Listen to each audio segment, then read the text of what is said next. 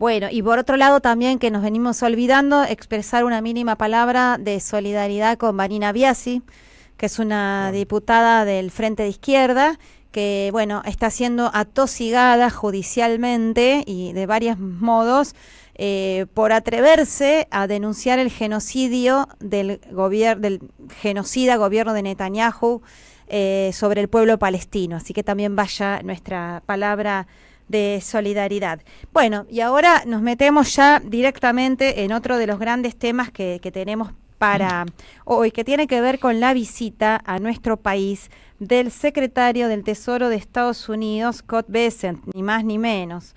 Y para eso estamos ya conectadas y conectados con Alfredo Zayat, el compañero ampliamente conocido en la Argentina, es economista, es periodista. Bueno, ¿cómo estás, Alfredo? Acá te saludamos a Tilio Borón, Telma Luzzani, Paula Klachko. ¿Cómo estás? Bien, muy bien. ¿Cómo andan ustedes? Bien, Alfredo, ¿qué tal? Qué gusto tenerte acá en nuestro programa. Bueno, como comprenderás, estamos todos muy sorprendidos por esa visita, que es algo bastante inusual. O sea, yo estuve tratando de buscar algunos antecedentes de visitas de secretarios del Tesoro a presidentes de la República de países latinoamericanos, así, una cosa muy puntual. Son muy escasos las experiencias de ese tipo, y en general siempre en el marco de una reunión más amplio. ¿Qué vino a hacer ese tipo acá y qué resultados dejó su visita? Bueno, como bien decís vos, Atilio, es inédito en el caso argentino que venga en forma sola el secretario del Tesoro, o sea, el ministro de Economía de Estados Unidos. Siempre cuando vino alguno estaba ya dentro de una delegación donde estaba el presidente.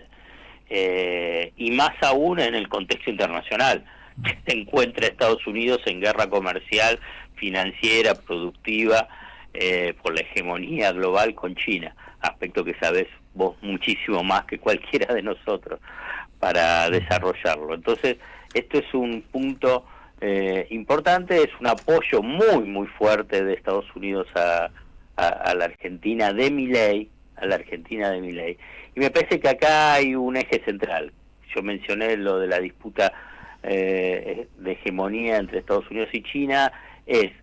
Argentina es el peón que tiene en América Latina más cercano, además porque Milei ha demostrado en más de una oportunidad una subordinación que humilla la idea de soberanía nacional ante los pies de Donald Trump. Entonces lo tiene como ese aliado incondicional y es el único que tiene entre las grandes potencias, si querés, o de los grandes países más relevantes de América Latina, porque no lo tiene ni a México, ni a Colombia, ni a Brasil. Entonces, en esa disputa, Argentina es un peón importante por un lado, para la Argentina propio, bueno, sacar a China de algunos sectores que Estados Unidos considera estratégicos, y otro es una señal clara para el resto de los países de Latinoamérica, que no quieren que China tenga influencia en la región, y mucho menos que participe de sectores que Estados Unidos considera estratégicos. Por eso hizo mención Bessent a la intervención o la participación que tiene China en África, vía financiamiento y vía acuerdos para la explotación de recursos naturales, fundamentalmente mineros. Ahora, ¿crees que, por ejemplo, lo de Bessent también puede ser visto como una especie de guiño para avanzar en un proceso de dolarización de la economía argentina? Hay un gran debate al respecto. Yo no estoy tan convencido de eso. Primero, no hay dólares para hacerlo. Esto de que existen los dólares para hacer una dolarización, no, la verdad que no están. Y la verdad que no creo que tampoco estén. Tiene que haber una catástrofe económica llevada a una hiperinflación para que haya una licuación masiva de pesos con un tipo de cambio en la estratosfera para poder, con los dólares que hoy están, poder retirar todos los pesos de la economía, porque tenés que pensar también en los plazos fijos, no solamente Claro. el dinero en circulación. Claro. Y Estados Unidos no va a invertir, no sé, 30.000, 40.000 millones de dólares para eso. Ahora, si pensaban comprar Groenlandia, a ver, déjame hacer un experimento conjunto en voz alta con vos, Alfredo, que sos un gran economista. Suponete que, a ver, si a mí Donald Trump me contratara como asesor, ¿no es cierto? Sí. Para asuntos especiales, que fuera el Claver Carone de Donald Trump. Yo digo, mire, tenemos un país ahí que es nuestro patrón, nuestro peón, podemos realmente movilizarlo para liquidar la UNASUR, acabar con el Mercosur, nos van a dar base, etcétera. ¿Sabe cuánto nos cuesta dolarizar eso? 50.000 millones de dólares. ¿No le parece que es buen negocio? Con 50.000 millones de dólares nos quedamos con la Argentina pierde soberanía monetaria, lo manejamos por control remoto. ¿Qué te parece a vos? ¿Qué diría Donald Trump ante eso? ¿Sin 50.000 millones de dólares podemos hacer lo mismo? ¿Cómo? Sin poner 50.000 millones de dólares, ¿podemos hacer lo mismo con Milei? No sé si podemos hacer lo mismo. Pero digo, Sí. Estados Unidos no pondría ese dinero. Pero da la impresión que pueden hacer lo mismo, Atilio. Bueno, es la peor noticia que La nos peor puede haber respuesta, dado, claro. Alfredo. Mi pregunta... No es, da la impresión, casi Estelma, da la impresión, digamos, Sí. Milei está entregado a cualquier tipo de pedidos que pueda hacer Estados Unidos. Uh-huh. Entonces, veremos cómo avanza, pero hay áreas muy estratégicas que están vinculadas a los intereses de Estados Unidos, por ejemplo, la licitación del 5G, la de qué es lo que pasa con las inversiones de infraestructura, fundamentalmente la represa de Santa Cruz. No hay ningún indicio de que la Argentina en Milei quiera, lo tiene que redefinir el contrato y por consiguiente también poner dólares para eso. El polo logístico de la Antártida también, de Ushuaia de cara a la Antártida también entregado, Claro, ¿no? Así sin del más. puerto. Uh-huh. Después, lo de la hidrovía. Fíjate que ya a los chinos, a la empresa china la sacaron directamente de la posibilidad que pueda participar de la licitación antes de esto. Entonces, me parece, yo te estoy planteando que es parte de un debate, que no tengo una definición tajante. Me parece que está consiguiendo todo sin necesidad de poner plata. Bueno, algo de plata pusieron, lo del Fondo Monetario Internacional, Sí.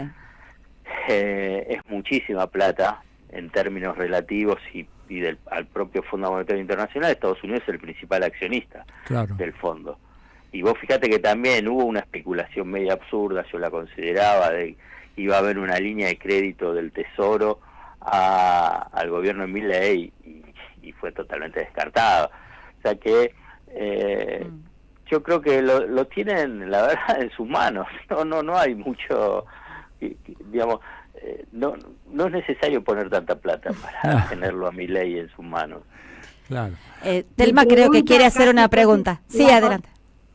No, que digo que mi pregunta la contestó porque yo iba a decirte, es un peón que tiene para América Latina, para sacar a China y para usarlo como ejemplo, como el buen alumno, como decíamos en la época de Menem, y la pregunta era, ¿a cambio de qué?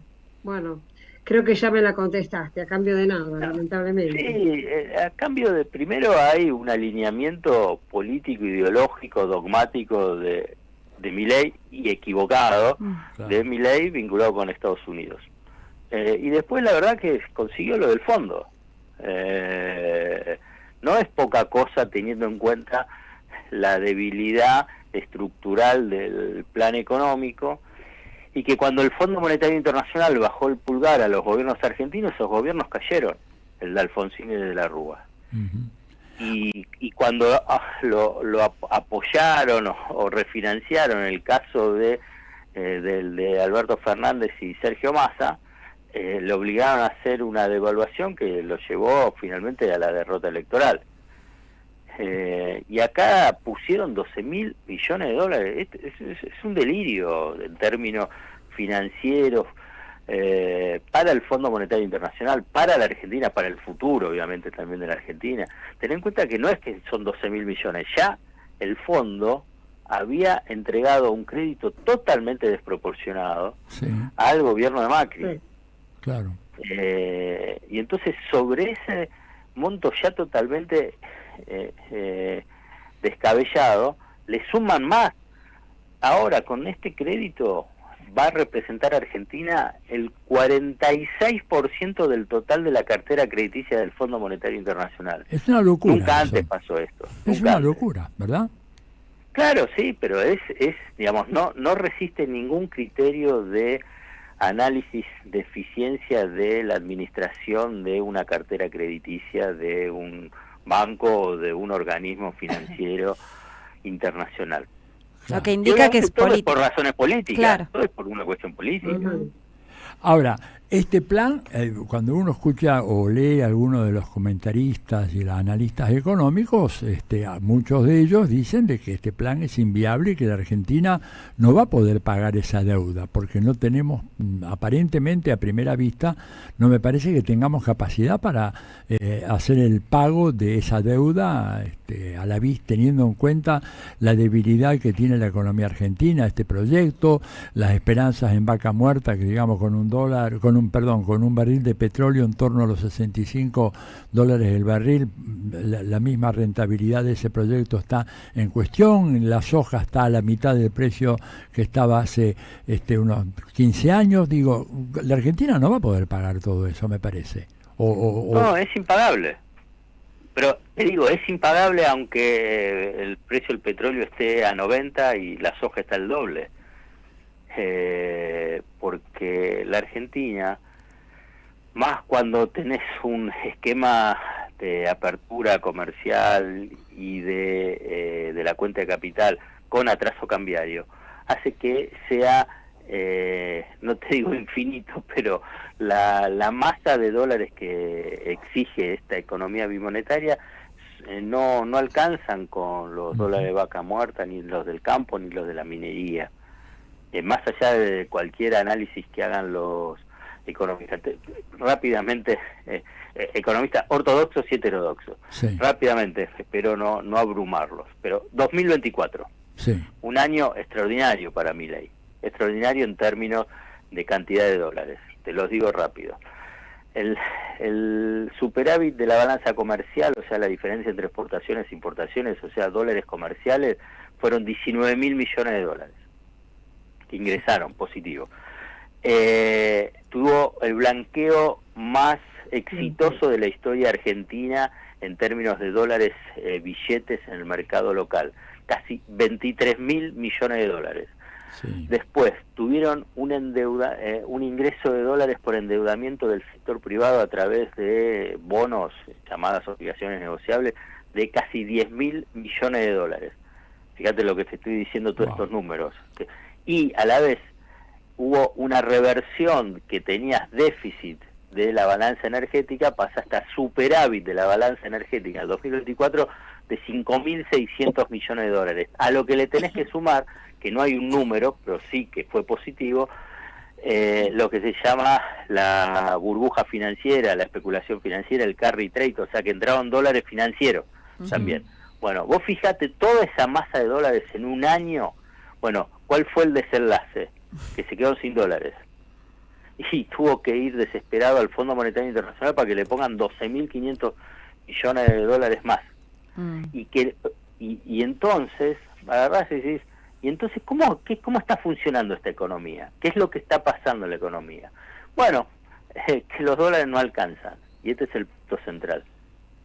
Ahora, estamos hablando de una cifra superior a los 50.000 millones de dólares, ¿verdad? Sumando ¿Y a dónde fue a parar ese dinero? Bueno, a pago de la deuda, por eso, viste, cuando decías, hablamos de la deuda, a pago de la deuda y a intervenir en el mercado de cambio para evitar la suba de los dólares, para mantener una brecha cambiaria reducida, con el objetivo de mostrar dos variables bajo control del gobierno, que es una es el dólar y otra es la inflación. Obviamente por una cuestión política, pensando en las elecciones. La cuestión es que fracasó. fracasó y por eso fue al Fondo Monetario Internacional. Ahora, ¿qué capacidad que tienen para lo que claramente, escuchando economistas como vos, entendemos que es un fracaso? Ellos lo dan vuelta todo como si fuese un gran triunfo, no sé, viven en Alicia en el País de las Maravillas, pero te quería retrotraer entonces al tema de la deuda. Evidentemente, por todo lo que vos explicaste, la deuda fue y vuelve a ser un mecanismo de dependencia, de generar lazos de dependencia profundos, dejar a la Argentina endeudada y dependiente de las políticas del FMI, por lo tanto Estados Unidos.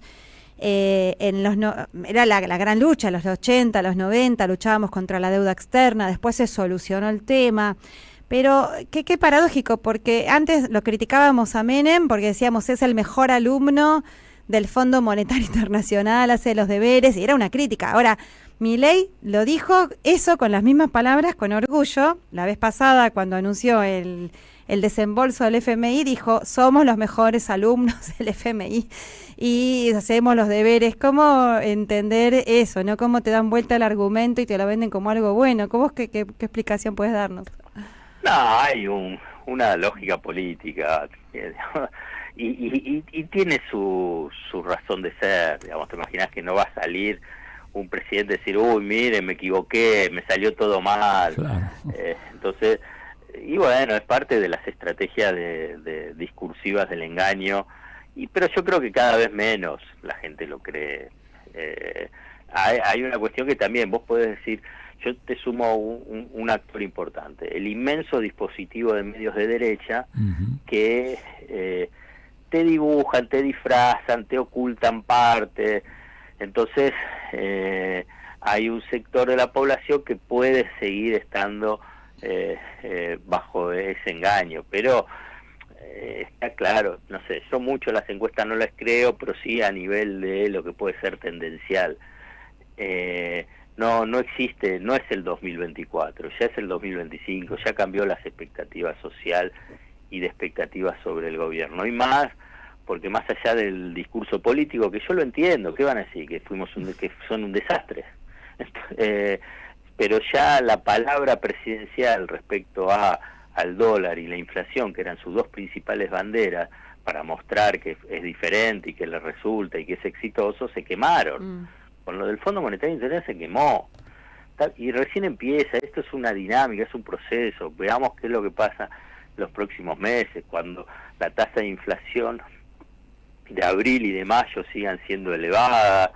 La tasa de inflación de marzo del 3,7% es un desastre para el gobierno en términos políticos y perspectivas que ellos planteaban. Y esto fue antes del acuerdo con el fondo y de la modificación del régimen cambiario. Y por último, Alfredo, ¿se viene entonces más devaluación porque con esto no les alcanza y por lo tanto inflación? Y también agrego... Inflación sí, la inflación ya va a ser mayor, eso está claro. Veremos qué es lo que pasa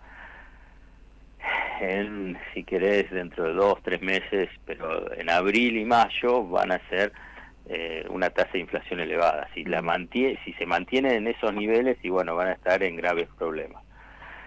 Con respecto al tipo de cambio, la apuesta que tienen es llegar a octubre dentro de estas bandas. Y tienen elevada chance.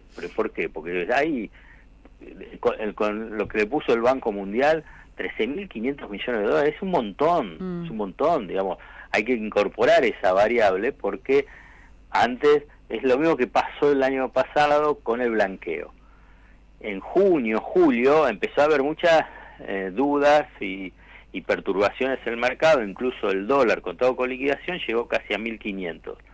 Pero ¿qué hubo? Un factor, un shock interno financiero positivo que fue el blanqueo. Claro. Bueno, eso te cambia la dinámica y entonces ganan tiempo. Ahora consiguieron un puente de 13.500 millones de dólares, que después le van a agregar unos 3.000 millones de dólares más a mitad de año. O sea que es un puente importante, porque lo del fondo es una apuesta política, del mismo modo que fue con el Macri. Es un crédito político, un crédito político electoral. Y ahora se vienen las contrarreformas, ¿no? La exigencia de más privatizaciones, la reforma laboral, la reforma jubilatoria, pero bueno, también un pueblo que lucha. Sí, pero eso está siempre, los acuerdos con el fondo. Y hay que ver, y esto es recién para el año que viene, no, este año es imposible, primero por todo el cronograma electoral, claro, y que no va a haber espacio en el Congreso, entonces verás qué es lo que pasa con el resultado electoral, que es también la apuesta del fondo y es la apuesta del gobierno. Si le va muy bien, y bueno, va a ser mucho más fácil. Si no les va tan bien, y bueno, se le va a hacer complicado. Ahí es donde es importante la participación popular en las elecciones y además en el proceso previo, precisamente para concientizar sobre las consecuencias y la relevancia que tiene la elección nacional en octubre. Bien, bueno, Alfredo, muy completo el panorama, así que te agradecemos muchísimo y vamos a seguir en contacto contigo porque creo que la economía argentina es pródiga en sorpresas, así que te vamos a estar molestando de vez en cuando para que nos arrojes un poco de luz como lo has hecho ahora. Te mandamos un gran abrazo y nuestra gratitud por tu participación en el programa. Igualmente para ustedes, un gran abrazo. Un beso. Abrazos. Thelma Luzani y el análisis de